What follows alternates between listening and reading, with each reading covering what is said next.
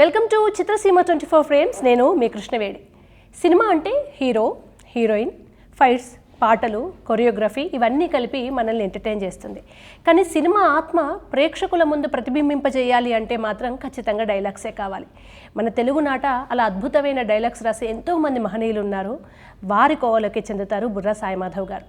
గౌతమిపుత్ర శాతకర్ణి లాంటి సినిమాల్లో గంభీరమైన డైలాగ్సే కాదు, మళ్ళీ మళ్ళీ ఇది రాని రోజు లాంటి సినిమాల్లో అతి మధురమైన డైలాగ్స్తో మనల్ని అలరిస్తున్న బుర్రా సాయిమాధవ్ గారు ఈరోజు మన కార్యక్రమంలో గెస్ట్గా ఉన్నారు. మాట్లాడదాం. నమస్కారం సార్. నమస్తే. మనం ఇంటర్వ్యూ స్టార్ట్ చేయడానికన్నా ముందుగా మన దూరదర్శన్ యాదగిరి మీకోసం ఒక స్పెషల్ ఏవిని రెడీ చేసింది. ముందుగా చూద్దాం. సినిమాకు ప్రాణం కథ, ఆ ప్రాణానికి ఊపిరి మాటలు. ఆ మాటలను ఎమోషన్స్గా పలికించడంలో ఆయనది అందవేసిన చెయ్యి. పదునైన డైలాగ్స్తో, ఆకట్టుకునే మాటలతో ప్రేక్షకులను రంజింపజేయడంలో బుర్రా సాయిమాధవ్ ప్రత్యేకతే వేరు. తెలుగు సినీ పరిశ్రమలో సంభాషణల రచయితగా గుర్తింపు పొందిన బుర్రా సాయిమాధవ్ నాటకరంగం నుంచి సినీ రంగంలోకి వచ్చారు. సినీ రంగంలో దాదాపు దశాబ్దానికి పైగా కొనసాగుతున్న ఆయన తెలుగు సినిమా సంభాషణలకు సంబంధించి తనకంటూ ఓ ప్రత్యేక ఇమేజ్నే సంపాదించుకున్నారు. తల్లిదండ్రులిద్దరూ రంగస్థల కళాకారులు అవ్వడం, కళాకారుల కుటుంబంలో జన్మించడం సాయికి కలిసొచ్చింది. 6 సంవత్సరాల వయసులోనే హరిశ్చంద్ర నాటకంలో లోహితాస్యుడు పాత్ర ధరించారు. హైస్కూల్ చదువులో నాటకాల్లో నటించి అందరి ప్రశంసలు అందుకున్నారు. మయసభ దుర్యోధన నాటకంలో ఏకపాత్రాభినయంతో మంచి పేరు సంపాదించారు. నాటక రంగం నుంచి సినీ రంగంలోకి వచ్చిన ఆయన ఎమోషన్స్తో కూడిన పదునైన డైలాగ్స్కు ఎంతగానో ప్రసిద్ధి చెందారు. కృష్ణం వందే జగద్గురుం, మళ్ళీ మళ్ళీ ఇది రాని రోజు, గోపాల గోపాల, కంచె, సర్దార్ గబ్బర్ సింగ్, గౌతమిపుత్ర శాతకర్ణి, మహానటి, ఖైదీ నెంబర్ 150, సైరా నరసింహారెడ్డి, RRR వంటి చిత్రాలకు ఆయన అందించిన సంభాషణలు ప్రత్యేక గుర్తింపును తెచ్చిపెట్టాయి. RRR మూవీ జాతీయ ఉత్తమ చిత్రంతో పాటు ఆస్కార్ కూడా గెలుచుకుంది. అలాగే మళ్ళీ మళ్ళీ ఇది రాని రోజు సినిమాకు నంది అవార్డును కూడా అందుకున్నారు. కంచె, మహానటి చిత్రాలు ఉత్తమ ప్రాంతీయ చిత్రాలుగానే కాకుండా జాతీయ అవార్డులకు ఎంపికయ్యాయి. ఇక కల్కి 2898 మూవీపై అవార్డుల వర్షమే కురిసింది. 4 సైమా అవార్డులతో పాటు తెలంగాణ గద్దర్ ఫిల్మ్ అవార్డ్స్లో ఉత్తమ చిత్రంగా నిలిచింది. ఇలాంటి ఎన్నో అవార్డులు గెలుచుకున్న మూవీలకు మాటలు అందించారు బుర్రా సాయిమాధవ్. అలాగే పుత్తడి బొమ్మ, సీతామహాలక్ష్మి ధారావాహికలకు ఉత్తమ రచయితగా నంది పురస్కారాలు అందుకున్నారు. 2019లో కళల కాణాచి అనే ఓ సాంస్కృతిక సంస్థను స్థాపించి నాటక రంగానికి అనితర సాధ్యమైన సేవలు అందిస్తున్నారు మన బుర్రా సాయిమాధవ్. రంగస్థల బ్యాక్గ్రౌండ్, సాధారణంగా రంగస్థల బ్యాక్గ్రౌండ్ ఉన్నవాళ్ళు నటులు కావాలని అనుకుంటారు. మీరు ఖరాఖండిగా డైలాగ్ రైటర్ని అవుతా అనుకొని రావడం, డైలాగ్ రైటర్గానే స్థిరపడ్డం ఎలా జరిగింది ఇది? అంటే ఫస్ట్ నేను స్టేజ్ ఆర్టిస్ట్నేనమ్మా. మా అమ్మ నాన్న ఇద్దరు కూడా స్టేజ్ ఆర్టిస్టులే. ఆ నాటకాలు ఆడుతున్న టైంలో నాకు నాటిక రాయటం అలవాటైంది. అంటే మనం కూడా రాద్దాము అని. ఆ రాస్తున్నప్పుడు ఆ కిక్ ఏదైతే ఉందో, అంటే ఇప్పుడు ఆర్టిస్ట్గా నాకు ఇచ్చిన క్యారెక్టర్ వరకే నేను చేయాలి, బట్ రైటర్గా వచ్చేసరికి అన్ని క్యారెక్టర్స్లో నేను ఉండాలి. ఆ ఎక్స్పీరియన్స్ నాకు బాగుంది. ఓకే. సో నేను నాలో మంచి రైటర్ ఉన్నాడు అని నాకు అర్థమైంది. మనల్ని మనం నమ్మడం వేరు, మనకన్నా కొంచెం ఆ రంగంలో కొంచెం జ్ఞానం ఉన్న వాళ్ళ దగ్గరికి వెళ్ళి నేను అనుకుంటున్నా నేను ఎంతవరకు సూటబుల్ అని ఒకసారి క్రాస్ చెక్ చేసుకుంటాం కదా, అలా ఏదైనా సందర్భం జరిగిందా? లేదమ్మా, అలా ఇప్పుడు నేను ఎవరిని అడగలేదు. నా ముందు నన్ను నేను ఎప్పుడు అపార్థం చేసుకోను, నాకు నేను అర్థమవుతాను. సో అలాంటప్పుడు నేను ఇంకెవరిని అడగాలని అనిపించలేదు నాకు. ఓకే సార్, ఒక నటుడే డైలాగ్ రైటర్ అయినప్పుడు ప్రతి సీన్ను తను జీవిస్తూ రాయాల్సి ఉంటుంది. ఆ ఎఫెక్ట్ అనేది మాకు స్క్రీన్ మీద కనిపిస్తూ వస్తుంది. ఆ భావోద్వేగాల ఇంపాక్ట్ మీ లైఫ్ మీద ఏమైనా ఎక్స్ట్రాగా ఉంటుందా? అదే ఉండదమ్మా. వ్యక్తిగతంగా నేను వేరు, నేను నేను చేసే పని వేరు, వ్యక్తిగతంగా నా జీవితం వేరు. అంతేగాని ఆ భావోద్వేగాలు నా పర్సనల్ లైఫ్ మీద పట్టడం అనేది అది ఎప్పుడు ఉండదు. సార్ ఎట్లా సార్ మీరు ఒక సినిమాకు మంచి ఆ టైంలో కరెక్ట్గా మూడ్లో ఉంటే కాసేపట్లో రాయగలుగుతాం, లేదంటే ఎంతకు ఒక పట్టాన్ని తెమలదు అని అంటుంటారు కదా. చాలా హార్డ్ టైము లేదా నేను చాలా టైం తీసుకొని రాసిన సినిమా నాకు ఇది అనిపించిన సందర్భం ఏదైనా ఉందా మీకు? మహానటి బాగా టైం తీసుకున్నాను నేను. కారణం ఏంటంటే ఒక సీన్ రాసిన తర్వాత మళ్ళీ ఆ సీన్ నుంచి బయటకు రావడానికి నాకు చాలా టైం పట్టేది. ఓకే. ఆ సీన్లోనే ఉండిపోయేవాడిని. ముందు ఆ సీన్ నుంచి బయటకు వచ్చి మళ్ళీ ఇంకో సీన్లోకి వెళ్ళడానికి కనీసం నాకు 2-3 రోజులు పట్టేది. అట్లా మహానటి బాగా టైం తీసుకున్నాను నేను. సార్ ఇప్పుడు చాలా రేర్గా దొరికే అది అదృష్టం అనుకోవచ్చు, మీ ప్రయత్నానికి సంబంధించిన వచ్చిందేమో అనుకోవచ్చు, కానీ అన్ని రకాల జానరాస్ టచ్ చేశారు సార్ మీ ఈ ప్రయాణంలో. ఒక మళ్ళీ ఇది రాని రోజు ఈ కాలం వాళ్ళకి కూడా తెలుగు భాష ఇంత బాగుంటుందా అనిపించేలాగా, గౌతమిపుత్ర శాతకర్ణికి వచ్చేసరికి మరణమా శరణమా లాంటి డైలాగ్స్, ఇవన్నీ మీ మీద ముద్ర పడకుండా మిమ్మల్ని మీరు ఎట్లా కాపాడుకుంటున్నారా? బుర్ర సాయమదం అంటే ఈ డైలాగ్స్ అనే ముద్ర మీకు పడలేదు కదా ఇంతవరకు, అది ఎట్లా కాపాడుకున్నారు? అంటే నాకు వచ్చినటువంటి సబ్జెక్ట్స్ అలాంటివమ్మా. అంటే నాకు రకరకాల సబ్జెక్ట్స్ రావటం. సో ఇప్పుడు ఈ సినిమాకి రాసినట్టు ఆ సినిమాకి రాయటం కుదరదు కదా. మళ్ళీ ఇది రాని రోజు ఆ జర్నీ వేరు, ఆ గౌతమిపుత్ర శాతకర్ణి ఆ జర్నీ వేరు, అలాగే సైరా అది ఆ జర్నీ వేరు, సైరా జర్నీ వేరు, ఖైదీ నెంబర్ 150 ఆ జర్నీ వేరు, సో మహానటి దాని జర్నీ వేరు. అంటే ఈ జర్నీకి ఆ జర్నీకి సంబంధం లేని ప్రయాణాలు నేను చేస్తూ వస్తున్నా. కాబట్టి ముద్రపడే అవకాశం లేదు. వీడు ఏ జానరైనా రాయగలడు, ఎలాంటి కథ ఇచ్చినా కూడా వీడు న్యాయం చేయగలడు అనేటువంటిది నాకు వచ్చిన సబ్జెక్ట్స్ నాకు ఇచ్చినటువంటి వరం ఒక రకంగా. మీరేమో చాలా సందర్భాల్లో నేను సినిమాలు చూడడం, సినిమాలు రాయడం తప్ప ఏం చేయను అని అంటారు. ఎట్ ది సేమ్ టైం బాగా చదివితే తప్ప బాగా రాయలేరని కూడా అంటుంటారు కదా సార్. చదవడానికి మీకు టైం ఎలా, అంటే సినిమాలకు ఎక్కువ కేటాయిస్తారా చదవడానికి? సినిమాలు చూడటానికి ఎక్కువ టైం కేటాయిస్తానమ్మా. చదువుతాను, పుస్తకాలు కూడా చదువుతాను, చదవకుండా ఉండను. కానీ అంటే నా జనరేషన్లో నేను కొంచెం కాస్త బాగా చదివినట్టే పుస్తకాలు. కాకపోతే పుస్తకాల కంటే కూడా సినిమాలు చూడటం ఎక్కువ నాకు. సూపర్ హిట్లు, కమర్షియల్ సక్సెస్లు అన్నీ ఒకటి సార్. అవి లెక్కల పత్రాలకు సంబంధించిన అవి కాక మనసుకు ఎప్పుడు అట్లా తడిలాగా అంటిపెట్టుకునే చెమ్మ లాంటి సినిమాలు కొన్ని ఉంటాయి. అవి రెండు ప్రస్తావించాలని నాకు చాలా ఇష్టమైనవి. నేను మీకు అభిమానంగా మారింది మళ్ళీ ఇది రాని రోజు అండ్ కంచే సార్. అంటే ఒక ప్రపంచ యుద్ధాన్ని ఒక పల్లెటూరికి దాన్ని తీసుకొచ్చి సేమ్ అనేది ఒక లైన్లో నిలబెట్టడం అనేది అది ఒక ప్రసవ వేదన. దాన్ని అంత ఈజీగా ఒక సందర్భంలో చెప్తుంటారు కదా, ఇది అది ఒకటే కథ అని, అది ఎట్లా సాధ్యమైంది సార్ అసలు? ఆ కథలోనే ఉందమ్మా గొప్పతనం. అదంతా ఆ క్రెడిట్ అంతా ఒక రకంగా చెప్పాలంటే ఆ కథని నాలో ఎక్కించినటువంటి కృషి గారి గొప్పతనం అది. నేనేం రాస్తానో కృషి గారికి తెలుసు, కృషి గారికి ఏం కావాలో నాకు తెలుసు. ఒకవేళ ఆయన అనుకున్న స్థాయిలో నేను రాయకపోతే కొంతమంది బాగుంది అనగానే తీసేసుకుంటారు. అది బాగున్నా సరే ఆయన తీసుకోడు, బాగున్నా సరే కాదు మీరు ఇంకా బాగా రాస్తారు, మీ దగ్గర నుంచి ఇంకా నేను ఏదో అనుకుంటున్నాను అని ఆయన అనుకున్న స్థాయిలో ఆ డైలాగ్ పడేదాకా కూడా ఆయన రాజీ పడ్డు. దానివల్ల అంత బాగా వచ్చింది. అది చాలా సున్నితమైన అంశం సినిమాకి సంబంధించి, కానీ ఎక్కడ కాంట్రవర్సీ కాకుండా అంతే సున్నితంగా అంత పదునైన భావాన్ని ఎక్కించడం అదొక టాస్క్ సార్. ఆయన సముద్రాన్ని ముందరే పెట్టిరేమో, కానీ ఆ నాదాన్ని మీరు శంఖంలోనే ఇమిడించాలి కదా. ఆయన అంత బాగా ఎక్స్ప్లెయిన్ చేసినా అదే టాస్క్ సార్. ఇప్పుడు ఎస్ఏ ఆన్సర్ ఎవరైనా రాస్తారు, ఎస్ఏ ఆన్సర్ 2 మార్క్స్ ఆన్సర్లో రాయడమే కష్టం కదా. మీకు మదనం జరిగిందా దీన్ని అంత సింపుల్గా ఈ లైన్లో ఎలా చెప్పడం? అసలు ప్రతి కథకి ఆ ఉంటుందమ్మా మదనం, ప్రతి కథకి ఉంటుంది. కాబట్టి ఇది గొప్ప సబ్జెక్ట్ కాబట్టి అది మనకి గుర్తుంది. కానీ నేను రాసిన సినిమాల్లో ఫ్లాప్ అయిన సినిమా కూడా అంతే మదనం ఉంటుంది నాకు. ఫ్లాప్ అయిన సినిమాకి కూడా ఏది కూడా నేను ఊరికే ఏముందిలే ఈ సీను ఏదో రాసేద్దాంలే, ఇది ఆడేటట్లేదులే అనేటువంటి ఆలోచన నాకు ఎప్పుడు రాదు. ఆ తప్పు నేను ఎప్పుడు చేయను. నేను ఒక రచయితగా మాత్రం ఎప్పుడు నాకు నచ్చేదాకా నేను రాస్తూనే ఉంటాను. నాకు నచ్చిన తర్వాతే నేను డైరెక్టర్ గారికి చెప్తాను. అఫ్కోర్స్ అది డైరెక్టర్ గారికి నచ్చవచ్చు, నచ్చకపోవచ్చు.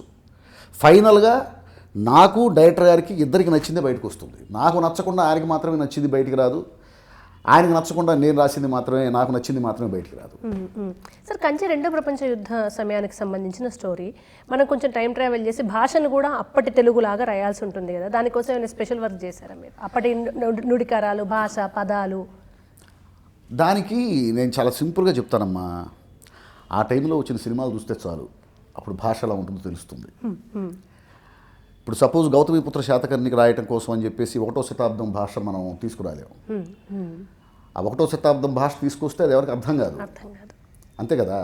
సో ఒక అందమైన భాష, అందరికీ అర్థమయ్యే భాష, మన పెద్దలు మాట్లాడిన భాష, మన పెద్దలు ఏం మాట్లాడారు అంతే. ఇప్పుడు సపోజు బొబ్బిలి యుద్ధం సినిమా వచ్చింది. సో బొబ్బిలి యుద్ధం జరిగినప్పటి భాష వాళ్ళేం వాడరు, ఒక అందమైన తెలుగు వాడతారు అంతే. అందరికీ అర్థమయ్యే తెలుగే వాడతారు. నేను కూడా అంతే. ఒక హిస్టారికల్ మూవీ తీసుకున్నా, పీరియాడికల్ మూవీ తీసుకున్నా, మైథాలజీ తీసుకున్నా, ఒక అందమైన తెలుగు భాష, అందరికీ అర్థమయ్యే భాష, అది అంతవరకే. ఓకే. అంతేగాని అయితే మన కొంతవరకు వెసులుబాటు ఉంది. ఏమిటంటే ఇప్పుడు సపోజ్ 1942లో జరిగిన సబ్జెక్ట్ రాయాలనుకుంటే 42లో సినిమాలు ఉన్నాయి కదా, తెలుగు సినిమాలు. ఆ 42లో తెలుగు సినిమాలు చూస్తే ఆ రోజు భాష ఎలా ఉందో అర్థమవుతుంది. మళ్ళీ ఇది రాను రోజు సార్, సినిమా అని అంతా ఒక డైలాగ్సే మాకు చెప్తున్నాయి. అసలు మాకు కాసేపు నిత్యమేనని కనిపించదు, కాసేపు శర్వానంద్ కనిపించరు. ఆ ఒక దగ్గర అయితే చీపాడి ఏంటోనే నువ్వు చెప్తే నేను ప్రేమలో పడ్డాను, అవి చాలా ఒక అమ్మాయి మాట్లాడే మాటలు సార్ అవి. అది ఎట్లా ఎక్స్ప్లెయిన్ చేశారు? అంత గొప్ప సినిమా ఎట్లా వచ్చింది సార్ అసలు? ఆ స్క్రీన్ ప్లేలో ఉన్నటువంటి ఒక చిన్న అందం అమ్మ అది. అదేంటంటే ప్రతి సీన్లో కూడా ఇద్దరు మాట్లాడుకుంటూ ఉంటారు. అంటే వాళ్ళకి జరిగింది ఏమిటి అనేది వాళ్ళు మాట్లాడుకుంటూ ఉంటారు. మీరు మిట్లో పెట్టి చూస్తే మనకు ఒక అర్థం కాదు, మిట్లో పెట్టి చూస్తే. సో అంతా కూడా డైలాగ్ ద్వారానే చెప్పాలి. వాళ్ళు మాట్లాడుకునే మాటల్లోనే మనకు కథ అర్థం అవ్వాలి. సో అలాంటి స్క్రీన్ ప్లే అది. అందుకని అంత మంచి మాటలు పడే అవకాశం వచ్చింది. మళ్ళీ ఇది రాని రోజుకు ముందు మీరు కృష్ణమందే జగద్గురం చేశారు కదా సార్, అది చాలా వెయిట్ ఉన్న సబ్జెక్ట్. క్రిష్ గారు అంటే అప్పటికే చాలా ఎక్స్పెక్టేషన్స్ ఉన్నాయి, అండ్ దట్టు రానా గారు, నయనతార గారు. క్రిష్ గారు మిమ్మల్ని ఎట్లా నమ్మారు? నేను అప్పుడు సీరియల్స్ రాస్తున్నానమ్మా. నేను రాసిన ఫస్ట్ సీరియల్ కూడా క్రిష్ గారి హౌస్ ప్రొడక్షనే, పుత్తడి బొమ్మ. ఓకే. సో ఆ సీరియల్ రాస్తున్నప్పుడు ఆ సీరియల్లో నా వర్క్ చూసి మీరు సీరియల్ కాదు సినిమా రాదురు కానీ సినిమాకి వచ్చేసేయండి అని చెప్పేసి ఆయన నన్ను సినిమాకి తీసుకొచ్చారు. ఓకే. అంటే మీరు సినిమానే లక్ష్యంగా వచ్చి మధ్యలో సీరియల్స్లో కూడా పనిచేశారు? తప్పదు కదా, మా ఫ్యామిలీ. ఓకే. అది అవసరాల కోసం, డబ్బు కోసం చేసింది. ఇది చేస్తున్నప్పుడు చాలామంది ఒక అపోహ ఉంటుంది కదా, సీరియల్లో పడితే అది ఒక చక్రంలో పడ్డట్టే, ఇంకా మళ్ళీ సినిమాల వైపు రావడం కష్టం, 24/7 30 రోజులు పని ఉంటుందని. మీరు దాంట్లోంచి ఎట్లా బయటకు వచ్చారు సార్ అసలు? నేను ముందే చెప్పేశానమ్మా, ఇట్లా నేను సినిమాకి వెళ్తున్నాను. పైగా అది ప్రొడక్షన్ కూడా క్రిష్ గారిదే కాబట్టి నాకు ఈజీ అయింది. సరే మామూలుగా బయట వాళ్ళు అయితే ఒప్పుకునే వాళ్ళు కాదేమో, ఒప్పుకోకపోతే నేను అనేసి వచ్చేసేవాడిని. వాళ్ళకి కావాల్సిన నా షెడ్యూల్ సీన్స్ వరకు ఇచ్చేసి వచ్చేయటమే కదా, నా అర్ధాంతరంగా పని వదిలేసి వచ్చేవాడిని కాదు. రేపటి నుంచి నేను రావట్లేదు అంటే కుదరదు కదా, అది తప్పు. అది ఆ షెడ్యూల్ కావాల్సిన సీన్స్ అన్ని రాసేసి నెక్స్ట్ షెడ్యూల్ నుంచి వేరే వాళ్ళని చూసుకుంటా అని చెప్పి వచ్చేసేవాడిని. పుత్తడి బొమ్మ కూడా అదే చేశాను నేను. ఓకే సార్, ఇప్పుడు ఏదో స్క్రీన్ రైటింగ్కి దానికి అందరు ఏమనుకుంటారు, ఒక సీన్ ఇస్తే ఇట్లా పెన్ను పెట్టుకొని రాయడం కాదు, ఇటువైపు ఒక పేజీలో ఒక ఈ యాక్షన్ సీన్ ఉంటుంది, అట్లా ఒక లెక్క ఉంటుంది కదా సార్. దానికి కోర్సులు చేసిన వాళ్ళు వస్తారు, ఒక స్క్రీన్ రైటింగ్ అనేది సపరేట్గా. మీరు రంగస్థలం నుంచి డైరెక్ట్ వచ్చారు కదా, స్క్రీన్ రైటింగ్ అదంతా అది ఎక్కడ నేర్చుకున్నారు సార్? అది యాక్చువల్గా మా గురుగారు ఫస్ట్ నూతనపాటి సత్యనారాయణ గారు అని చెప్పేసి తెనాలి, ఆయన చాలా సినిమాలకి ఘోస్ట్గా చేశారు. ఆయన దగ్గర అసలు సీన్ పేపర్ ఎలా ఉంటుంది ఏంటనేది చూశాను. ఫస్ట్ ఆయన నేర్పించారు, ఇది యాక్షన్ పార్ట్, ఇది డైలాగ్ పార్ట్, ఇట్లా ఉండాలి ఇట్లా ఉండాలి ఏంటని. ఒక్కసారి మా ఆడియన్స్ కోసం ఒకసారి చిన్నగా చెప్పరా సార్? యాక్చువల్గా అందరు ఇప్పటికీ ఏమనుకుంటారంటే ఎవరైనా బాగా మాట్లాడగానే మీరు డైలాగ్ రైటర్గా చేయొచ్చు కదా అంటారు, అనగానే వీళ్ళు మేము డైలాగ్ రైటర్ వస్తారు, కానీ ఏముంటుంది బేసిక్ అనేది తెలియదు. ఎలా ఉంటుంది సార్? 2 సైడ్ పేపర్స్ ఉంటాయి అంటారు, ఎటువైపు ఎలా ఉంటుంది, ఎటువైపు ఎలా ఉంటుంది? మనకి ఇటు లెఫ్ట్ సైడ్ వచ్చేసరికి కంప్లీట్గా యాక్షన్ పార్ట్ ఉంటుందమ్మా, రైట్ సైడ్ మనం డైలాగ్ రాస్తాం. నా యాక్షన్ పార్ట్లో మీరు చూస్తే అంటే సహజంగా ఏం చేస్తుంటారంటే ఆ ట్రీట్మెంట్ మనకు ఏదైతే ఇచ్చారో ఆ ట్రీట్మెంట్ని జస్ట్ హీరో కోపంగా మాట్లాడుతూ డైలాగ్ ఇటు రాశాం, హీరోయిన్ కన్నీళ్లు పెడుతూ డైలాగ్ ఇటు రాశాం. నేనేదైతే చూస్తున్నానో నా మైండ్ థియేటర్లో నేను ఏదైతే చూస్తున్నానో అదంతా నా యాక్షన్ పార్ట్లో ఉంటుంది. డైరెక్టర్ దాన్ని తీసుకోవచ్చు తీసుకోకపోవచ్చు, అది వేరే విషయం. బట్ నా విజన్ ఏదైతే ఉందో అది మాత్రం కంపల్సరీగా పెట్టేస్తాను నేను. వెళ్తూ ఆగాడు, వెనక్కి తిరిగి చూసి ఇలా మాట్లాడాడు. మీలో ఇటు దర్శకుడు ఇటు రైటర్ ఉంటారు అయితే పేపర్లో? అంటే కేవలం అది రాయటం మాత్రమే దర్శకత్వం కాదుగా, దర్శకత్వాలు ఇంకా చాలా ఉన్నాయి. వెళ్తూ ఆగి వెనక్కి తిరిగి చూసి డైలాగ్ రాస్తాం. దానికి ఆ హీరోయిన్ క్యారెక్టర్ ఒక్క క్షణం అతని వైపే తీక్షణంగా చూసి తల ఉంచుకొని తిరిగి చరచరా వెళ్ళిపోయింది. ఇంత క్లియర్గా ఉంటుంది. ఓకే. ఇప్పుడు లెఫ్ట్ రైట్ అని కూడా రాయట్లేదమ్మా. ఇప్పుడు అలా ఉండేది సీన్ పేపరు. ఇప్పుడు ఏంటంటే హాలీవుడ్ టైప్ రాస్తున్నారు. అంటే ఒక నవలలాగా, అంటే యాక్షన్ పార్ట్ పైన ఉంటుంది, కింద డైలాగ్ ఉంటుంది, తర్వాత మళ్ళీ యాక్షన్ పార్ట్, తర్వాత దాని కింద డైలాగు, అట్లా రాసుకుంటూ వెళ్ళిపోతున్నారు. ఒక నవల రాసినట్టు రాసుకుంటూ వెళ్ళిపోతున్నారు. సార్ పరుచూరి గారు లాంటి వాళ్ళు రైటర్స్కి కూడా అంటే స్క్రీన్ మీద వాళ్ళు యాక్షన్ చేస్తారు, అది పక్కన పెడితే రైటర్స్ కూడా ఒక సెలబ్రిటీ హోదా హీరోలకు మించి ఉంటుందని ప్రూవ్ చేసిన గొప్ప గొప్ప మహనీయులు వాళ్ళందరూ. అట్లా ఈ కాలంలో చాలా మంచి రైటర్స్ ఇంకా ఉన్నారు. బట్ బుర్రా సాయి మాధవ్ అంటే సెలబ్రిటీ రైటర్, టాప్ హీరోలకు రైటర్. అటు చిరంజీవి గారి ఫ్యామిలీ అంతా, రామచరణ్ గారు మొదలు పెడితే వరుణ్ గారు కావచ్చు, పవన్ కళ్యాణ్ గారు, ఇట్లా చిరంజీవి గారి ఫ్యామిలీని, బాలకృష్ణ గారు, ఇటు వెంకటేష్ గారు, గోపాల అంటే మీకంటూ ఒక సెలబ్రిటీ రైటర్గా పేరు వచ్చింది కదా, మీకేమనిపిస్తుంది? రైటర్ అనేది కొంచెం 24 క్రాఫ్ట్స్లో వెనక నిలబడేది అనుకునేవాళ్ళు, ముందు కొంతమంది వస్తారు, అందులో మీరు వచ్చారు కదా, ఎలా ఉంది సార్? వినటానికి బాగానే ఉంటుంది కదమ్మా.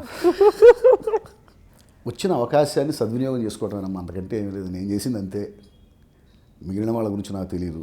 నేనేం చేశానంటే నాకు వచ్చిన అవకాశాన్ని సద్వినియోగం చేసుకున్నాను, అంతవరకే. రెండు, ఈ స్టార్ రైటరు, సెలబ్రిటీ హోదా ఇవన్నీ కూడా నేను ఇట్లా నా చెవుల దగ్గరకే వస్తుంది తప్ప నేను లోపల తీసుకోను. 100% తీసుకోలేను. నేను అప్పుడు ఎలా ఉన్నానో ఇప్పుడు అలాగే ఉంటాను, ఇప్పుడు అలాగే ఉన్నాను, రేపు అలాగే ఉంటాను, ఎల్లుండి అలాగే ఉంటాను. నేను అంతకుమించి వేరే రకంగా నేనేదో సెలబ్రిటీని అనే ఫీల్ నాకు ఎప్పుడు రాదు. నేను రోడ్డు మీద నడుచుకుంటూ వెళ్తూ ఉండాలి, నన్ను ఎవరు గుర్తుపట్టరు. ఒకవేళ ఎవరైనా గుర్తుపట్టినా కూడా వచ్చి మీదపడరు. మహా అయితే సార్ ఒక సెల్ఫీ అంటారు, హ్యాపీ, ఒక సెల్ఫీ ఇస్తాం, వెళ్ళిపోతాం. అంత మాత్రానికి మనం సెలబ్రిటీ అనుకుంటే ఎట్లాగా? నాకు తెలిసినంత వరకు రచయితల్లో స్టార్ రైటర్ అంటే పరుచూరి బ్రదర్స్ మాత్రమే.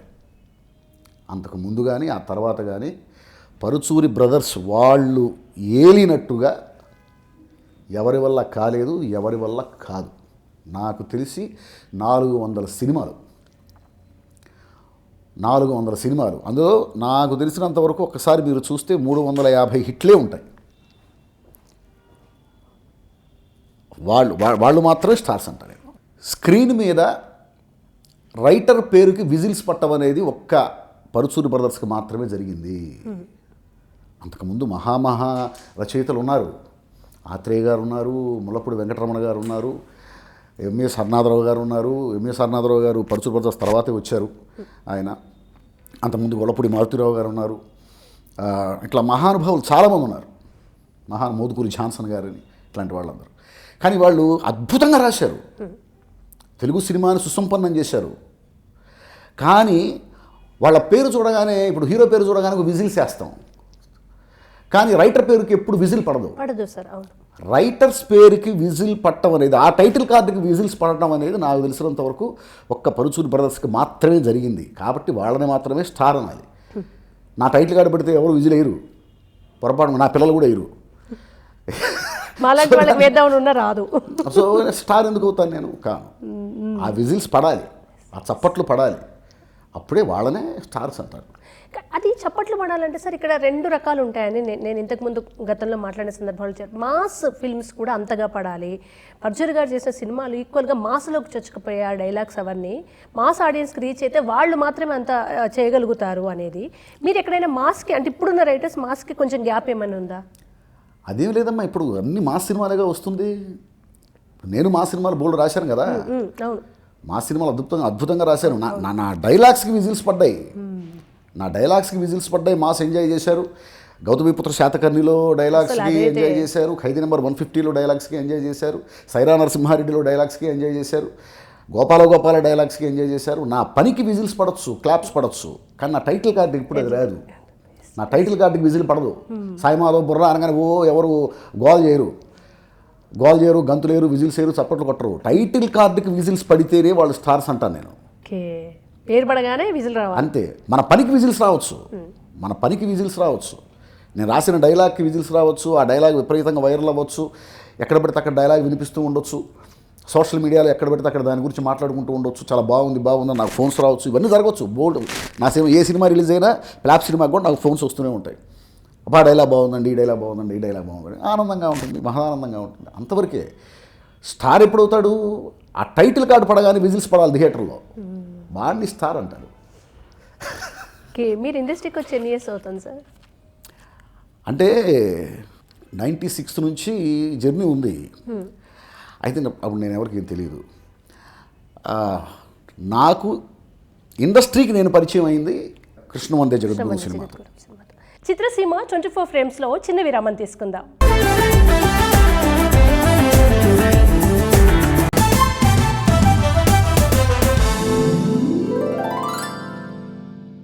కార్యక్రమానికి తిరిగి స్వాగతం.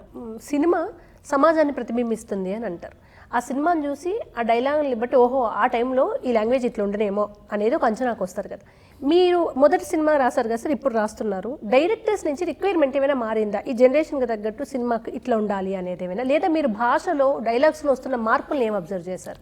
ఆ సీన్కి కావలసినంత స్థాయిలో కొన్ని సినిమాల్లో డైలాగ్స్ ఉండకపోవచ్చు, కొన్ని సినిమాలు ఉండొచ్చు. కానీ ఫండమెంటల్గా మాత్రం ఆ సన్నివేశానికి ఏం కావాలో అదే రాయాలి. అది మాత్రం మారదు. ఇప్పుడు సపోజ్ ఆ సీను మొత్తం కుర్రాళ్ళ గురించి అనుకోమ్మా.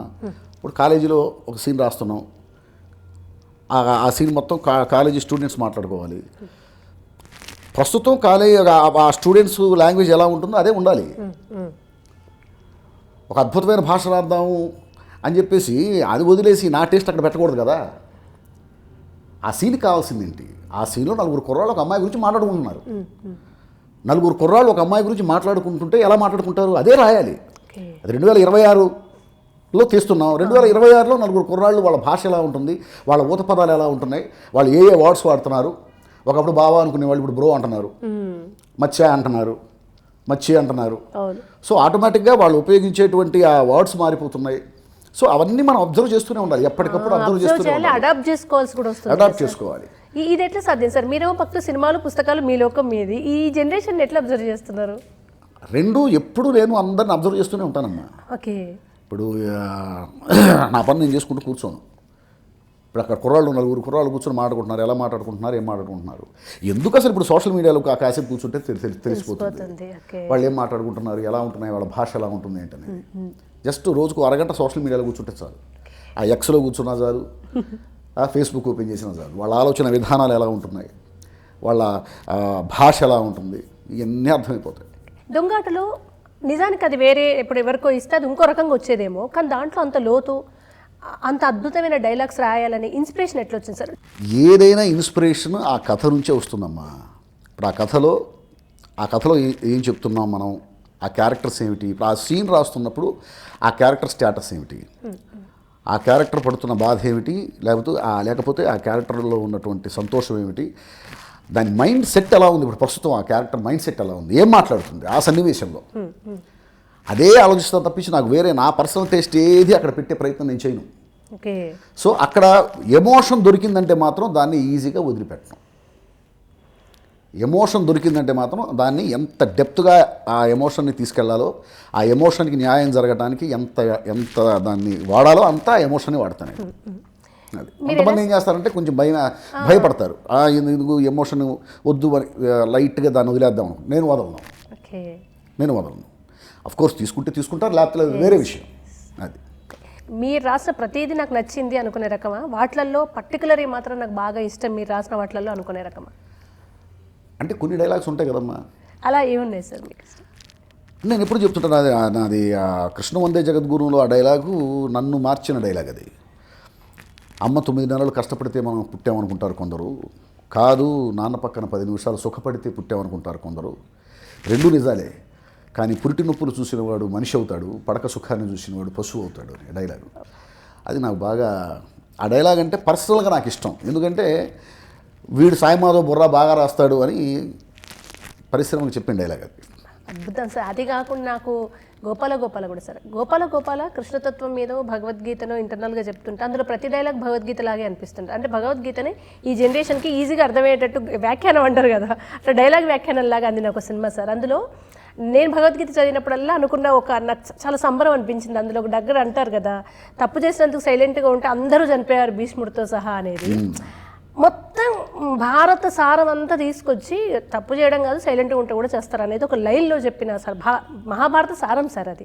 అది ఎలా అంటే డైరెక్టర్ ఇది సిచ్యువేషన్ అన్నారా, మీరు కొంచెం ఫ్రీడమ్ తీసుకొని ఈ డైలాగ్ ఇక్కడ పెట్టాల్సిందే అనుకున్నారా? డైలాగు ఇప్పుడు పలానా డైలాగ్ రాయమని ఎప్పుడు డైరెక్టర్ చెప్పడమ్మా, పలానా డైలాగ్ రాయండి అని చెప్పడు. ఈ సీన్ ట్రీట్మెంట్ ఇస్తారు, ఈ ట్రీట్మెంట్కి మీరు డైలాగ్ రాయండి అంటారు. సో అక్కడ ఆ డైలాగ్ పడితే బాగుంటుందని నాకు అనిపించి నేను రాశాను. ఆ రెండు క్యారెక్టర్స్ మధ్య ఘర్షణ, మంచి వాళ్ళు కూడా చచ్చిపోతున్నారు కదా, ఏ తప్పు చేశారని చెప్పేసి ద్రోణుని చంపేశారు, ఏ తప్పు చేశాడని భీష్ముడు చచ్చిపోయాడు. సో ఆ టైప్ ఆఫ్ టాపిక్ వస్తుంది అక్కడ. వచ్చినప్పుడు అప్పుడు చెప్తాడు ఈయన.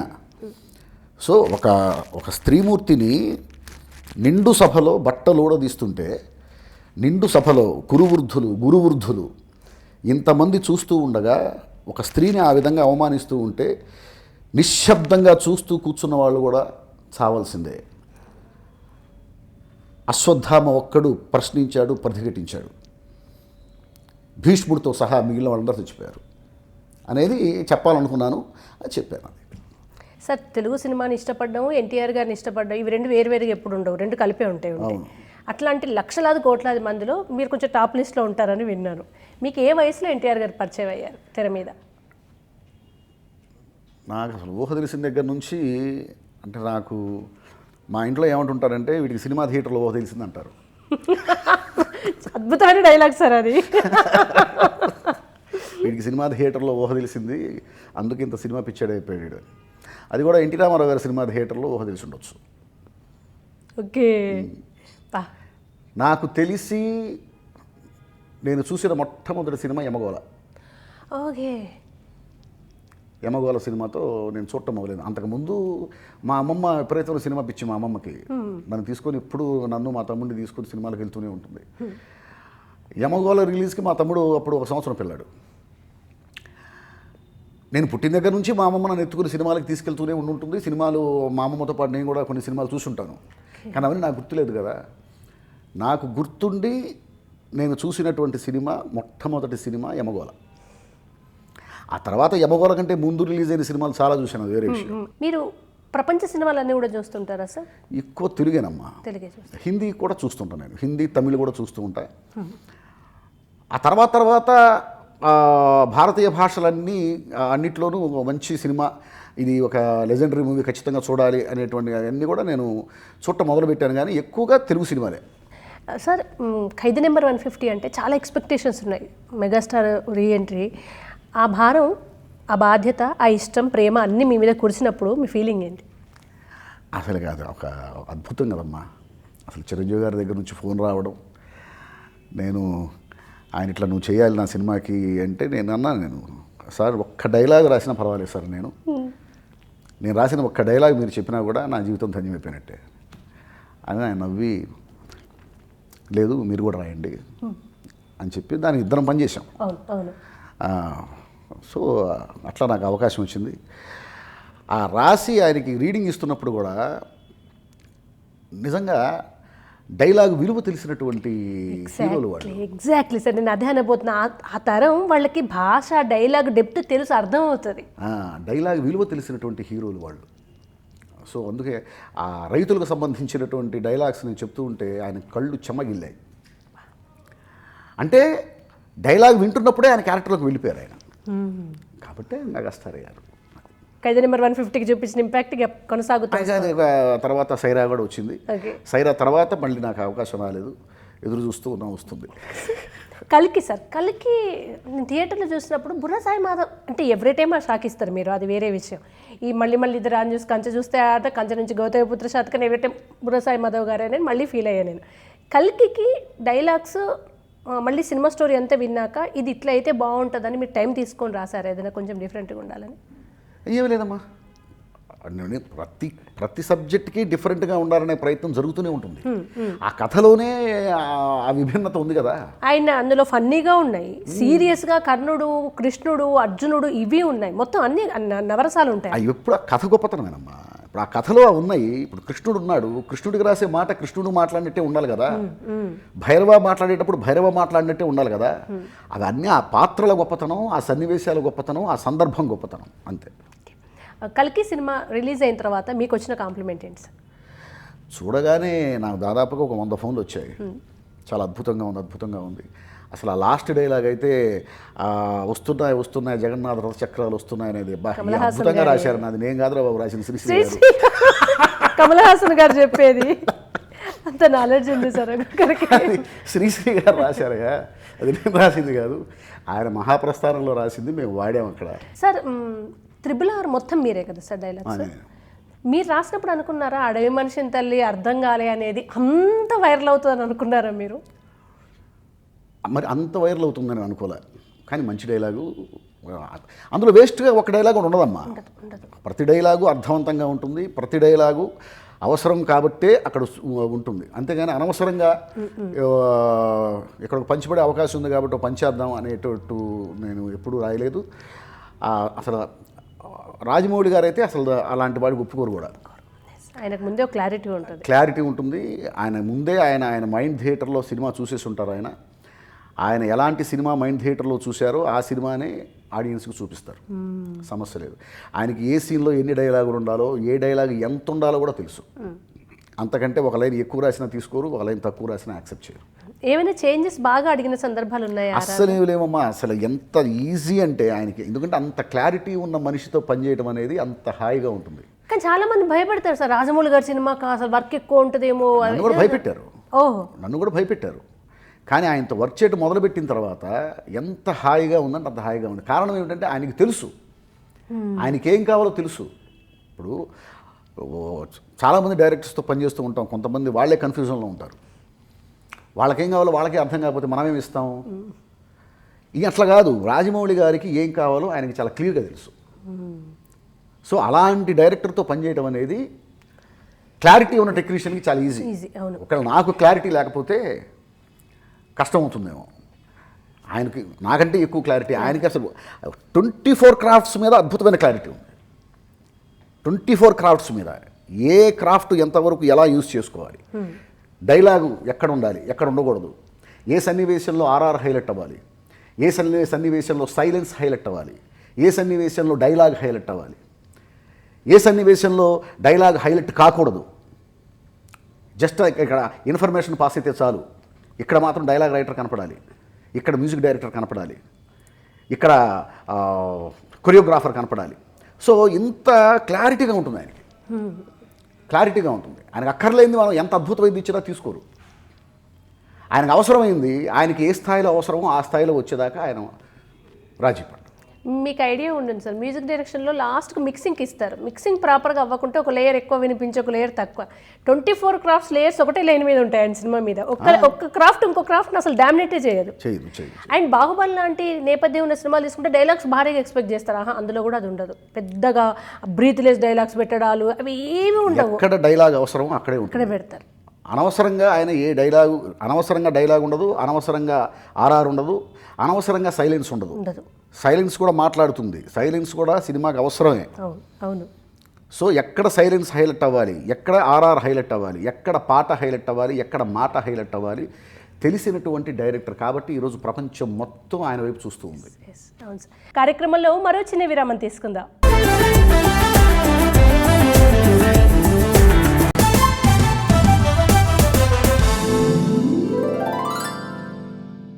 కార్యక్రమానికి తిరిగి స్వాగతం. సార్, అడవి మనిషిని తల్లి అర్థం కాలే అనేది మీరు కామన్గా పేపర్లో రాసేసుకుని వెళ్ళిపోతే ఓకే అయిన డైలాగ్ కదా. అది దాన్ని చాలా రకాలుగా చెప్పుకోవచ్చు సార్. ఇప్పుడు మీరు దాన్ని చాలా సింపుల్గా మీరు రాశారు కనుక మాకు మీరు ఆశ్చర్యమో, మీకు అది చాలా సింపుల్, అది కామన్ మా ఆడియన్ పాయింట్ ఆఫ్ వ్యూలో.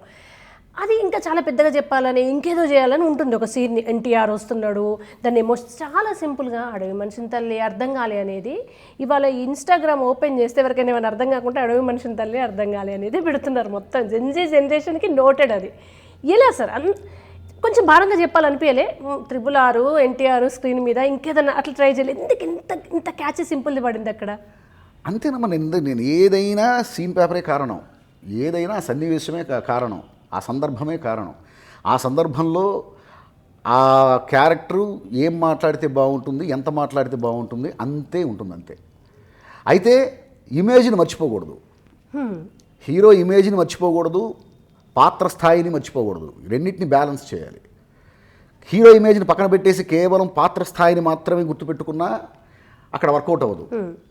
అందుకని పాత్ర స్థాయిని వదిలేసి కేవలం హీరో ఇమేజ్ని మాత్రమే దృష్టిలో పెట్టుకున్నా అక్కడ వర్కౌట్ అవ్వదు. రెండింటిని బ్యాలెన్స్ చేస్తూ మనం రాయాలి, అంతే. గేమ్ చేంజర్ కూడా మీరే రాశారు కదా శంకర్ గారు. సరే, ఇప్పుడు ఆయన గురించి ఎవరు మాట్లాడుతున్నారో, ఆయన సినిమాలు తెలిసి మాట్లాడుతున్నారో తెలియక మాట్లాడుతారో అర్థం కాదు, కానీ ఆయన డైరెక్షన్లో పనిచేయాలనేది అన్ని క్రాఫ్ట్స్కి సంబంధించిన వాళ్ళ కళ. ఆయన నుంచి మీకు ఆఫర్ ఎట్లా వచ్చింది? ఆయన తెలుగు నాట అన్ని గమనిస్తున్నారు, డైలాగ్ రైటర్తో సహా అనేది ఆశ్చర్యంగా అనిపించింది. అవునమ్మా, నాకు కూడా ఫస్ట్ అసలు నమ్మలేకపోయాను. నేను జెంటిల్మ్యాన్ సినిమా చూసి శంకర్ గారు ఈ డైరెక్టర్ ఎవరో కానీ లైఫ్లో ఒక్కసారైనా ఈయనతో ఫోటో దిగితే అవకాశం వస్తే బాగుండు అనుకున్నాను. నేను ఆయనతో పనిచేసే అవకాశం వస్తుందని అనుకోలే. అది దిల్ రాజు గారు నాకు ఇచ్చినటువంటి అదృష్టం. ఆ విషయంలో దిల్ రాజు గారికి నేను రుణపడి ఉంటాను. ఆయనతో కూర్చొని మొత్తం సబ్జెక్ట్ అంతా ఆయనే నేరేట్ చేశారు. ఆయనే నేరేట్ చేశారు సబ్జెక్ట్ అంతా. అందులో నా డౌట్స్ నేను చెప్పాను. ఆయన ఎక్కడ కూడా నేను గొప్ప దర్శకుడిని అనేటువంటి ఫీలు, ఆ యుగో ఎక్కడ ఆయనలో కనపడలా నాకు, అసలు ఎక్కడ కనపడలా నాకు. ఇప్పుడు కూడా ఆయన చాలా చాలా చాలా డౌన్ టు ఎర్త్గా ఉంటారు. నిజంగా ఒక గొప్ప అవకాశం.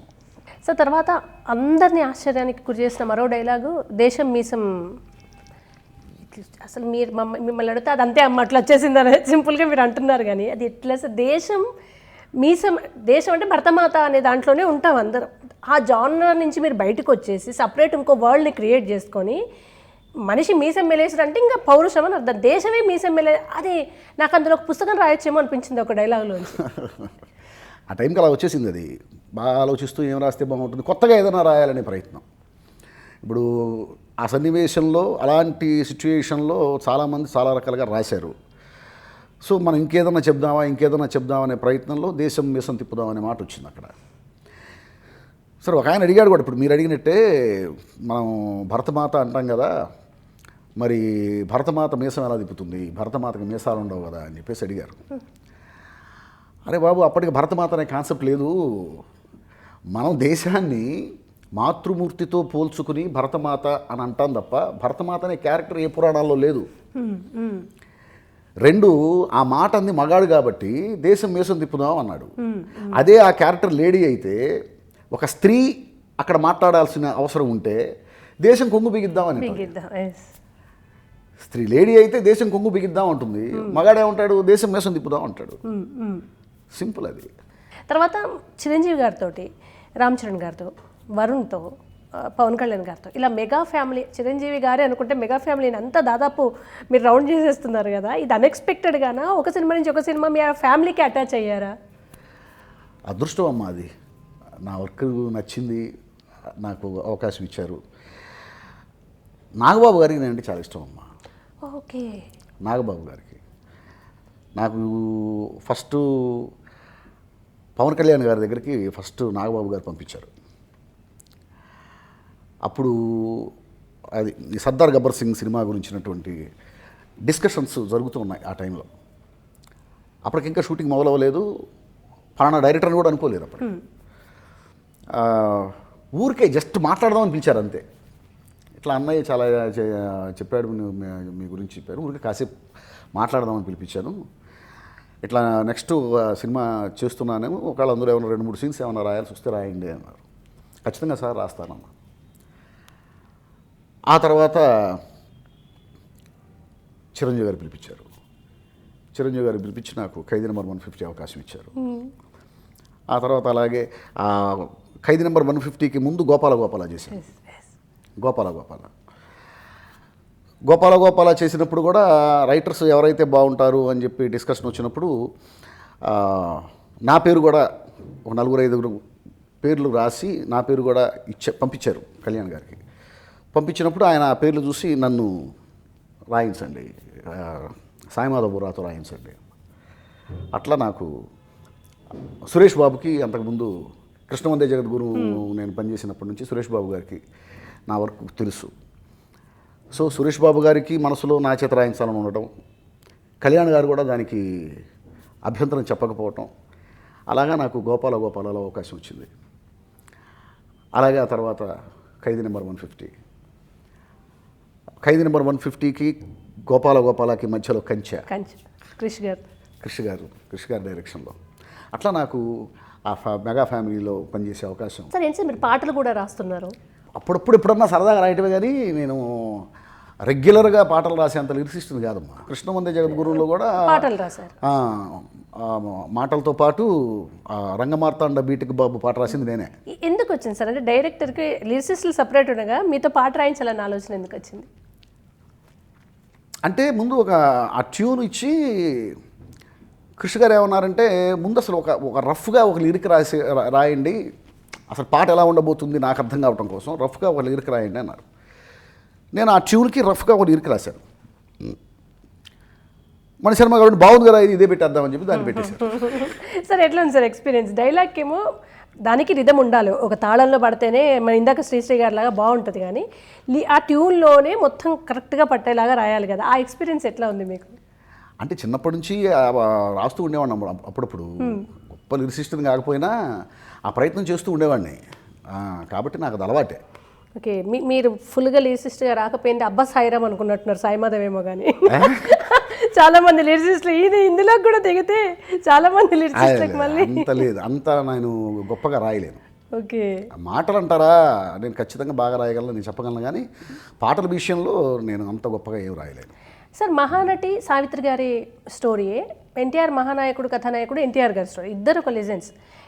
మీరు రెండిట్లలో మీరు గమనించిన తేడా ఏంటి? మహానటికి మీరే రాశారు, ఎన్టీఆర్ కథానాయకుడికి కూడా మీరే రాశారు కదా, మీరు గమనించిన తేడా ఏంటి సార్ రెండు స్టోరీస్? ఒకే రకంగా ఫీల్ అయ్యానమ్మా. కథానాయకుడు మహానాయకుడు రాస్తున్నప్పుడైతే నేను పిచ్చిగా ఇష్టపడేటువంటి ఎన్టీ రామారావు గారి బయోపిక్ చేస్తున్నాము అనేటువంటి ఒక ఫీల్ ఒకటి యాడ్ అవుతుంది కదా, ఆ ఎమోషన్ కూడా యాడ్ అవుతుంది. మేము చాలా చేయాలనుకున్నాము, చేయలేకపోయాము, అది ఖచ్చితంగా తప్పు మాది. ఆ అసంతృప్తి నాకు లైఫ్ లాంగ్ ఉంటుంది. ఓకే, అసంతృప్తి అంటే దాని గురించి చెప్పాలంటే చాలా చెప్పాలమ్మా. సినిమా గురించి చెప్పాలంటే ఆ రెండు కూడా ఎక్కువగా ఇన్ఫర్మేషన్ ఇచ్చినట్టుగా అయిపోయింది, ఇన్ఫర్మేషన్ ఇచ్చినట్టు అయిపోయింది. అందరికీ తెలిసిద్దే చెప్పాం. ఇప్పుడు ఒక బయోపిక్ ఉంది, ఒక రామారావు గారి బయోపిక్, లేకపోతే ఒక నాగేశ్వరరావు గారి బయోపిక్, లేదా సావిత్రి గారి బయోపిక్ మనం చేస్తున్నాము. ఇప్పుడు రామారావు గారి బయోపిక్ అనుకోండి, రామారావు గారి గురించి నేను విన్నది, నేను చూసింది వేరే ఉంటుంది. నాకు తెలియని రామారావు గారు ఉంటారు. కాలేజీకి వెళ్ళిన రామారావు గారు ఏంటి, ఆయన ఇప్పుడున్నట్టే హుందాగా ఉండేవాడా, లేకపోతే కాలేజీలో అల్లరి చేసేవాడు అందరిలాగా, స్టూడెంట్స్తో అందరిలాగా అల్లరి చేసేవాడా, అప్పుడు కూడా ఇంతే నిబద్ధతతో ఉండేవారా, చూడాలని ఉంటుంది. ఓకే, అంతే కదా. మాకు కూడా ఇంటింటికి తిరిగి పాలు పోసే ఎన్టీ రామారావు గారు ఎలా ఉన్నారు, ఆయన ఎలా పాలు పోసేవాడు, ఆయన ఎలా ట్రీట్ చేసేవాళ్ళు. అప్పుడు ఆయన మామూలు ఒక పాలు పోసే రామారావే కదా, అప్పుడు ఎలా ఆయన ట్రీట్ చేసేవారు చూడాలని ఉంటుంది.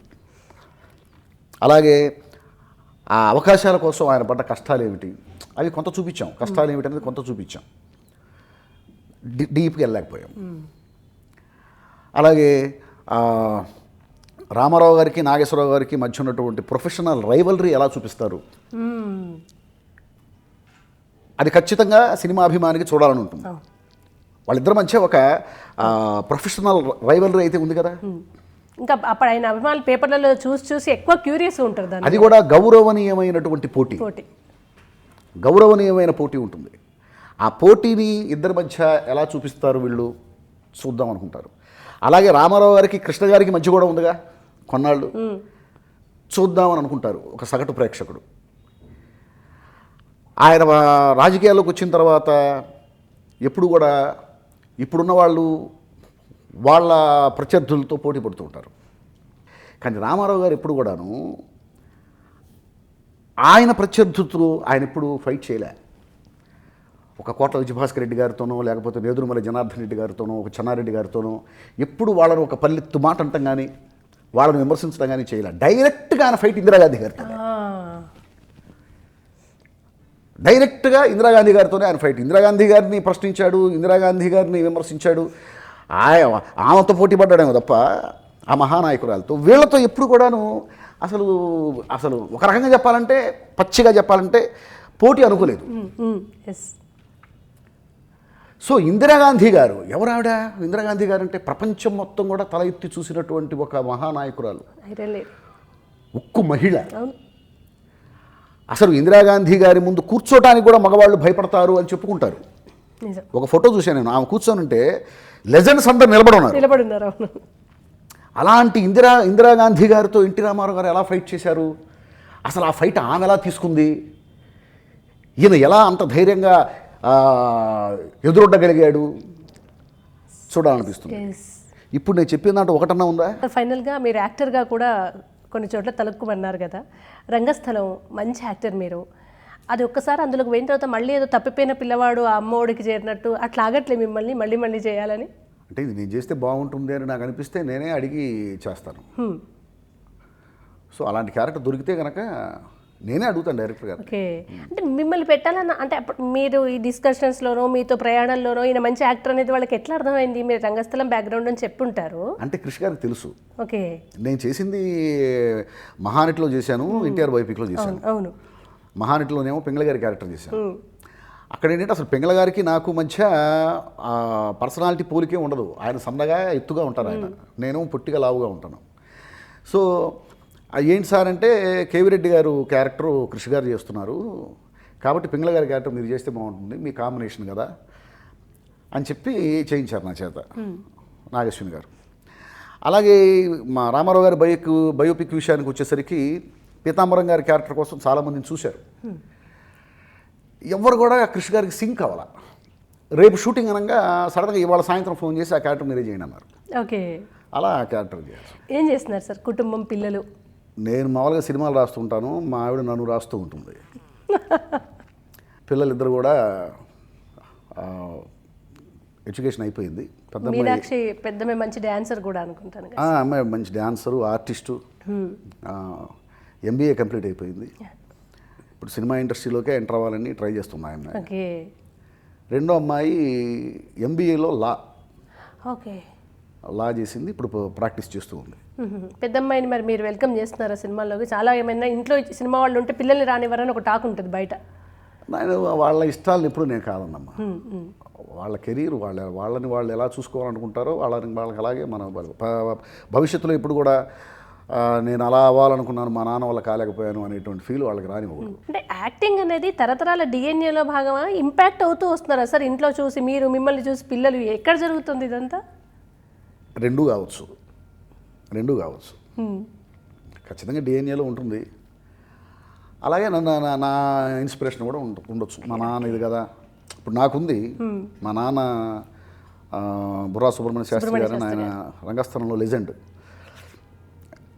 బుర్రా సుబ్రహ్మణ్య శాస్త్రి గారు అబ్బాయిని అనగానే అప్పటిదాకా నా మీద ఉండేటువంటి ఫీలు మారిపోయేది.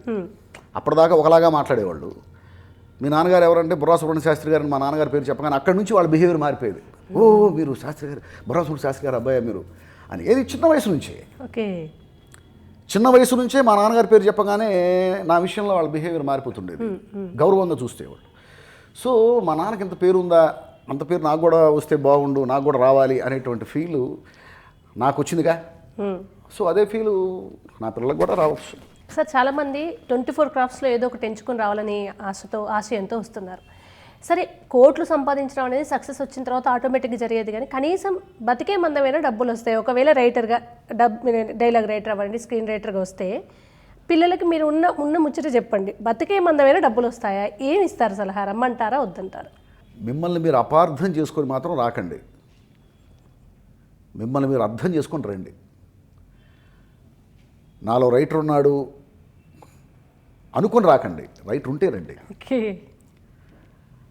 అంటే మనం రాస్తుంది ముందు మనకు నచ్చితే సరిపోదు. ఎస్ ఇది జనానికి నచ్చుతుంది, జనానికి నచ్చేలా నేను రాయగలను, నేను క్యారెక్టర్స్ని చదవగలను, మనుషుల్ని చదవగలను. ఇందాక మీరు అన్నారు పుస్తకాలు చదివితే మంచిది కదా అని. ఖచ్చితంగా మంచిదే. నేను పుస్తకాలు చదవడం కంటే కూడా ఎక్కువగా సినిమాలు చూస్తానేమో కానీ పుస్తకాలు చదవకుండా మాత్రం ఉండను. కారణం ఏంటంటే మనకున్న జీవితంలో మనకు పరిచయమైన వ్యక్తులు కొంతమంది ఉంటారు. ఆ వ్యక్తులని మాత్రమే మనం చదవగలుగుతాం.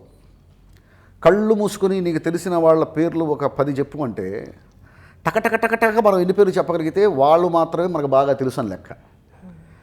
ఆ తర్వాత కొంచెం ఆలోచించుకొని చెప్తూ ఉంటాం, ఆ పేరు, ఈ పేరు అని చెప్పేసి. అంటే వాళ్ళు కొంచెం నీకు దూరం అయ్యారని లెక్క, అంతే కదా. సో మనకి తెలిసిన వాళ్ళు మహా అయితే ఓ 25 మంది ఉంటారు. చిన్నప్పటి నుంచి బాల్యం నుంచి ఇప్పటిదాకా ఒక 50 పేర్లు చెప్పంటే కళ్ళు మూసుకొని టకటక ఓ 10 పేర్లు చెప్పగలుగుతాం. కొంచెం ఆలోచించుకొని ఒక 10 పేర్లు చెప్పగలుగుతాం. ఆ తర్వాత బాగా సాగదీస్తూ ఇంకో 10 పేర్లు చెప్పగలుగుతాం. ఇట్లాగా ఒక 50 మంది పేర్లు చెప్పగలిగితే మనం బాగా చెప్పినట్టే. మనం మొట్టమొదటగా మనం 10 మంది పేర్లు చెప్పాం చూసారా, టకటకమని. ఆ 10 మందిని మాత్రమే మనం చదివామని అర్థం. ఆ 10 మంది గురించి మనకు బాగా తెలుసు, మిగిలిన వాళ్ళ గురించి పెద్దగా తెలియదు. వాళ్ళు మనకు మంచి ఫ్రెండ్స్ కావచ్చు, ఏదైనా కావచ్చు. కానీ ఒక పుస్తకం చదివితే మనకి సంబంధం లేని ప్రపంచంలో ఉన్న పాత్రలు కూడా మన జీవితంలోకి వస్తాయి. ఆ పుస్తకంలో ఎన్ని పాత్రలు అయితే ఉన్నాయో ఆ పాత్రలన్నీ చదివే అవకాశం మనకు ఉంటుంది. ఆ పాత్రలు నిజానికి మన జీవితాల్లో లేవు. మన జీవితంలో మన ప్రపంచంలో ఉన్నటువంటి మనుషుల్ని మాత్రమే మనం చదవగలం. కానీ ఒక పుస్తకం చదివితే మనది కాని ప్రపంచంలో మనది కాని జీవితంలో ఉన్న ఎంతో మందిని ఆ పుస్తకంలో ఉన్న పాత్రలన్నింటినీ కూడా మనం చదవగలం. అలా నువ్వు ఎన్ని పుస్తకాలు చదివితే అన్ని పాత్రలు నువ్వు చదవగలవు. కాబట్టి పుస్తకం చదవడం అనేది కంపల్సరీగా రచయిత అనేవాడికే కాదు, దర్శకుడికైనా సరే అవసరం. పాత్రలను అర్థం చేసుకోవాలి. ఏ పాత్ర ఎలా ఆలోచిస్తుంది, ఎలాంటి సన్నివేశాన్ని, ఎలాంటి సంఘటనని. ఒక సంఘటన జరిగినప్పుడు రోడ్డు మీద ఒక మనిషి పడిపోయి ఉంటే ఒక్కొక్కడు ఒక్కొక్క రకంగా ఆలోచిస్తాడు. మనకు ఎందుకు వచ్చిన గొడవ అని చెప్పేసి వెళ్ళిపోయేవాడి పాత్ర ఒకటి ఉంటుంది. అరే చూస్తూ ఊరుకుంటారేంట, ఏదో ఒకటి చేయండి అని చెప్పేసి అనేవాడి పాత్ర ఒకటి. వీడు చేయొచ్చు, వీడు చేయడం మానేసి ఎవడో ఏం చేయడం హడావిడి చేస్తూ ఉంటాడు. అలాంటి పాత్ర ఒకటి ఉంటుంది. ఓ టక్కని చెప్పేసి వెళ్ళిపోయి పోలీస్ స్టేషన్కి ఫోన్ చేసి ఎవరు ఇక్కడ పడిపోయాడని ఫోన్ చేసే పాత్ర ఒకటి ఉంటుంది. అంబులెన్స్కి ఫోన్ చేద్దామని ఆలోచన ఒకటికి వస్తుంది. ఒకడికేంటి, వాడు అక్కడ చావు బతుకుల్లో ఉంటే వీడు షూట్ చేసి సోషల్ మీడియాలో పెట్టి పెడదామనేటువంటి పాత్ర ఒకటి ఉంటుంది. సోషల్ మీడియాలో పెడితే మనకు లైక్లు ఎక్కువ వస్తాయి. అలాంటి పోస్ట్ కూడా లైక్ కొట్టేవాడి క్యారెక్టర్ ఒకటి ఉంటుంది. సో ఈ క్యారెక్టర్స్ అన్నీ చదవటం అనేది, క్యారెక్టర్స్ని అర్థం చేసుకుని ఏ క్యారెక్టరు ఎలాంటి ఆలోచన విధానంతో ఉంటుంది, అలాంటి ఆలోచన విధానం ఉన్నవాడు ఏ సంఘటనలో ఎలా ప్రవర్తిస్తాడు, ఎలా ఆలోచిస్తాడు అని తెలియాలి అంటే మనం పాత్రలని చదవాలి. ఆ సంఘటనల్ని మన మీద, సంఘటన మీద, ఆ పాత్రల మీద, పాత్రల స్వభావం మీద మనం ఆలోచన పెంచుకోగలగాలి. కాబట్టి దర్శకుడు కానీ రచయిత కానీ కంపల్సరీగా వాళ్ళకి పుస్తకాలు చదివే అలవాటు ఉంటే 100 to 100% మంచిది. సో నేను పుస్తకాలు చదువుతా, కాకపోతే పుస్తకాల కంటే కూడా ఎక్కువగా సినిమాలు చూస్తాను. ఇదైతే వాస్తవం. సో అలాగే ఆ మనుషుల్ని చదవగలగాలి రచయిత అనేవాడు. సంఘటనల్ని స్టడీ చేయగలగాలి. సో నాలో రచయిత ఉన్నాడు అనుకుని రాకండి, నిజంగా రచయిత ఉంటే రండి. ముందు మిమ్మల్ని మీరు చదవండి ఫస్ట్ ఆఫ్ ఆల్. ఓకే, చుట్టూ ఉన్న వాళ్ళందరినీ నేను చదివేయగలను అని మీరు అనుకుంటున్నారా? ముందు అసలు మిమ్మల్ని మీరు చదివారా లేదా? ముందు మిమ్మల్ని మీరు చదవగలగండి. చదివి నిజంగా మీలో ఆ టాలెంట్ ఉంది, మీలో రైటర్ ఉన్నాడు అనుకుంటే రైటర్ అవ్వడానికి రండి. అలాగే దర్శకుడు ఉన్నాడు అనుకుంటే దర్శకుడు అవ్వడానికి రండి. నటుడు ఉన్నాడు అనుకుంటే నటుడు అవ్వడానికి రండి. లేదు నాలో కెమెరామ్యాన్ ఉన్నాడు అనుకుంటే కెమెరామ్యాన్ అవ్వడానికి రండి. ముందు మీలో ఎవరున్నారో మీరు తెలుసుకోండి. మిమ్మల్ని మీరు అపార్థం చేసుకోకండి. మీరు ఇందాక అన్నారే 24 క్రాఫ్ట్స్లో ఏదో క్రాఫ్ట్లో ఉందామని చెప్పి వస్తారని, అలా రాకండి. ఏ క్రాఫ్ట్లో ఉండాలో ముందే ఎంచుకొని ఆ క్రాఫ్ట్లో నువ్వు నిలబడగలవా లేదా, ఆ క్రాఫ్ట్ నీలో ఉందా, బిల్ట్ నీలో ఆ క్రాఫ్ట్ ఉందా లేదా అని నిన్ను నువ్వు చెక్ చేసుకుని ఉంటే రా, లేకపోతే మానే. ఓకే, అంతే. Thank you so much sir. And ఫైనల్గా అప్కమింగ్ ప్రాజెక్ట్స్ ఏమైనా ఉన్నాయా ఉంటే ఒకసారి మా ప్రేక్షకులతో. బాలయ్యబాబు సినిమా అమ్మ, మల్లేని గోపీచంద్ గారి డైరెక్షను.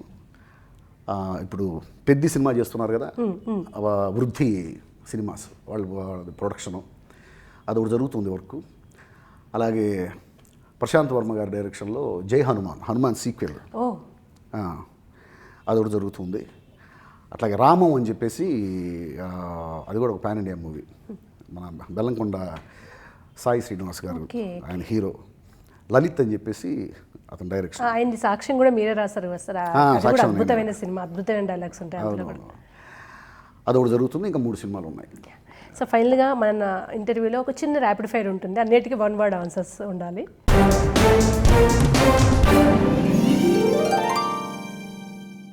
సార్ మీ అభిమాన రచయిత?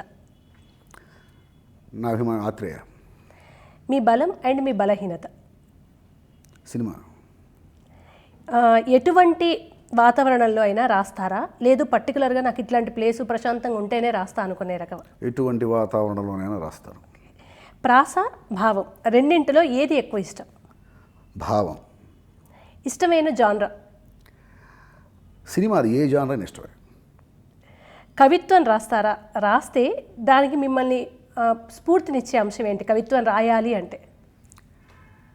ఏదైనా సోలే, ఆత్మను బట్టే అదే నాకు ఆదర్శం. ఓకే, మిమ్మల్ని ట్రిగ్గర్ చేసే విషయం ఏంటి? నన్ను ఇంతవరకు ఏది ట్రిగ్గర్ చేయలేదు. అబ్బా, మిమ్మల్ని మీరు గెలిచారు సార్ అయితే. Thank you so much sir once again. మీరు Thank you, ఎంత thank you. బిజీగా ఉన్నారో తెలుసు. సారీ 1 అవర్ మీ టైం, బట్ మేము చాలా చాలా ఎంజాయ్ చేసాం. Once again thank you so much sir.